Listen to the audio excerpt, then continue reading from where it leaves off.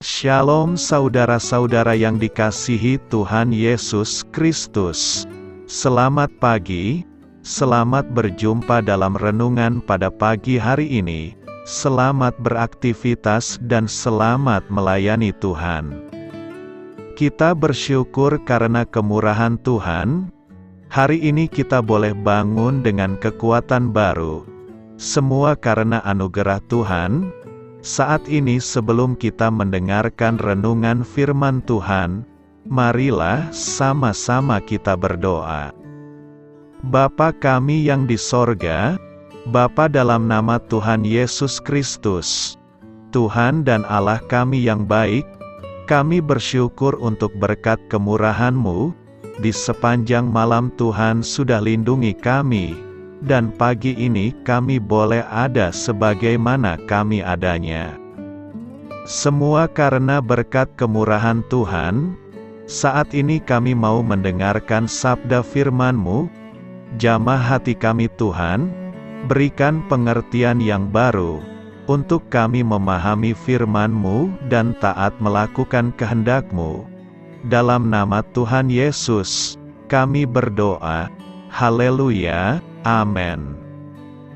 Saudara yang terkasih, ayat pembacaan Alkitab kita hari ini terambil dari Matius 5 ayat yang ke-13 sampai 16.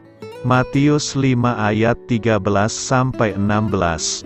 Kamu adalah garam dunia. Jika garam itu menjadi tawar, dengan apakah ia diasinkan? Tidak ada lagi gunanya selain dibuang dan diinjak orang. Kamu adalah terang dunia. Kota yang terletak di atas gunung tidak mungkin tersembunyi. Lagi pula orang tidak menyalakan pelita, lalu meletakkannya di bawah gantang, melainkan di atas kaki dian, sehingga menerangi semua orang di dalam rumah itu. Demikianlah hendaknya terangmu bercahaya di depan orang, supaya mereka melihat perbuatanmu yang baik, dan memuliakan Bapamu yang di sorga. Sahabat Suara Kasih. Ayat emas renungan kita hari ini adalah Matius 5 ayat 13. Kamu adalah garam dunia. Jika garam itu menjadi tawar, dengan apakah ia diasinkan? Tidak ada lagi gunanya selain dibuang dan diinjak orang. Judul renungan kita hari ini adalah Menikmati Proses Tuhan Bagi Kita. Ditulis oleh Charles R. Swindoll, sahabat Suara Kasih. Selama masa pemerintahan Oliver Cromwell, pemerintah Inggris mulai kehabisan perak untuk membuat koin. Tuan Cromwell mengirim anak buahnya untuk melakukan investigasi terkait logam mulia di katedral lokal. Setelah melakukan investigasi, mereka melaporkan, perak yang kami temukan hanya patung orang kudus yang berdiri di sudut gereja. Mendengar hal itu, Cromwell yang merupakan tentara radikal dan ahli kenegaraan Inggris menjawab, baiklah, kita akan melebur orang kudus itu dan menempatkannya dalam sirkulasi. Hal ini bukan perumpamaan teologi yang buruk dari Tuan Cromwell, pemimpin daerah Isles yang tegas dan baik. Dengan kata-kata yang singkat, Tuan Cromwell memberi perintah yang berhubungan dengan tujuan praktis dari kekristenan yang otentik.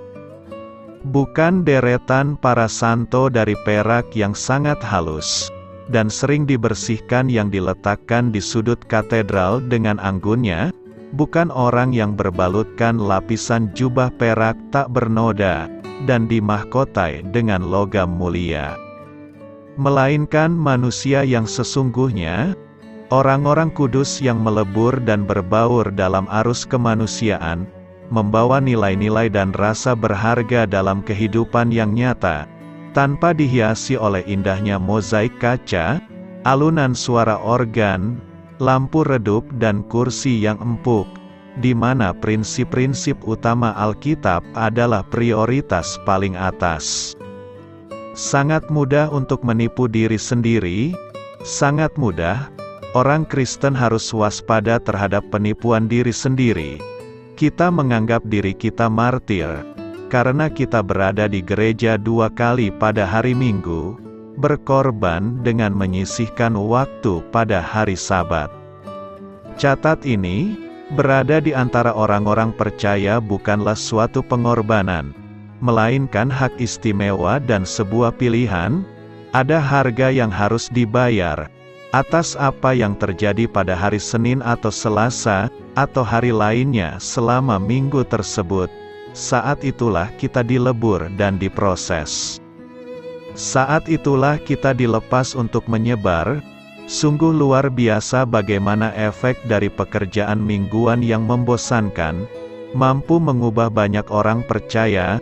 Agama hari Minggu mungkin tampak cukup suci, tetapi sebenarnya itu jauh dari kebenaran. Mungkin ini penjelasan yang tepat sasaran menurut Nabi Yeremia.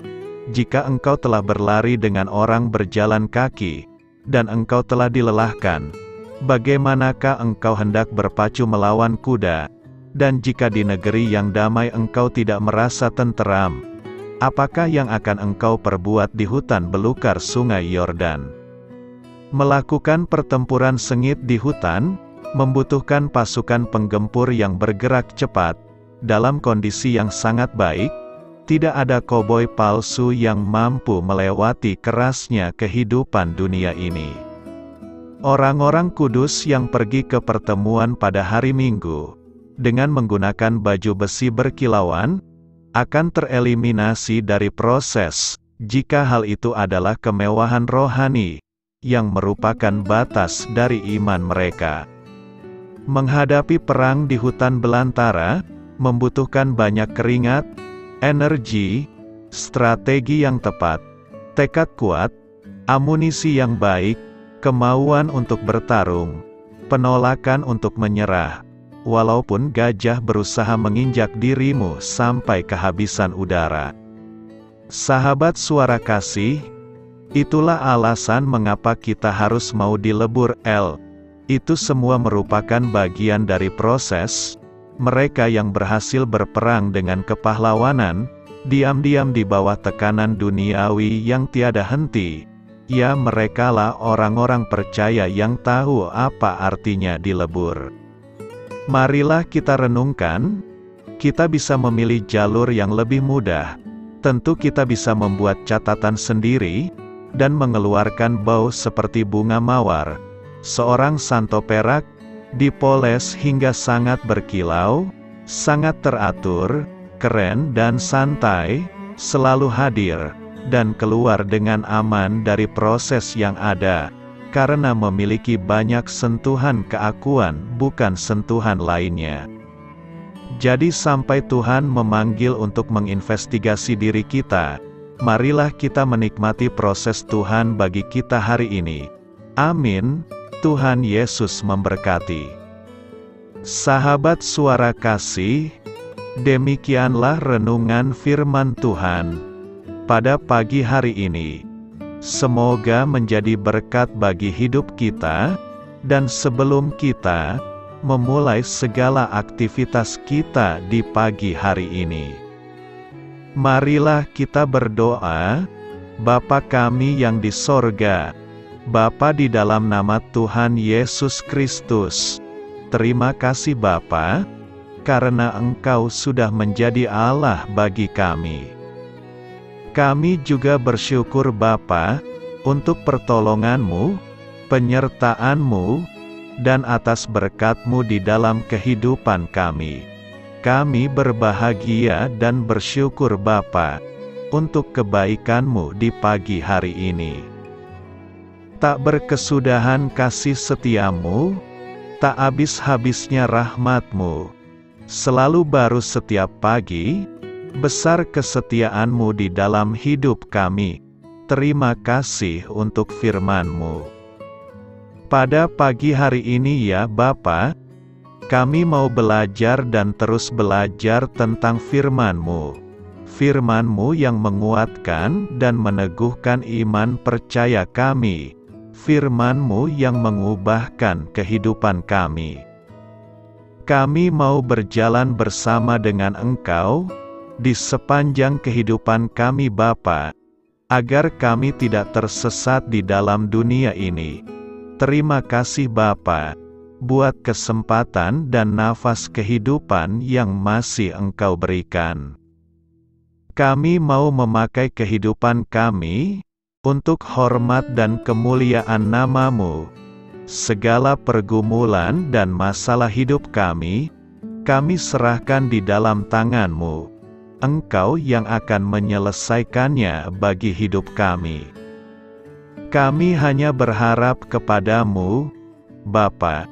Hamba berdoa untuk saudara-saudara kami yang sudah mendengarkan renungan firman-Mu pada pagi hari ini, yang saat ini sedang mengalami sakit penyakit, pergumulan, masalah, kebutuhan ekonomi.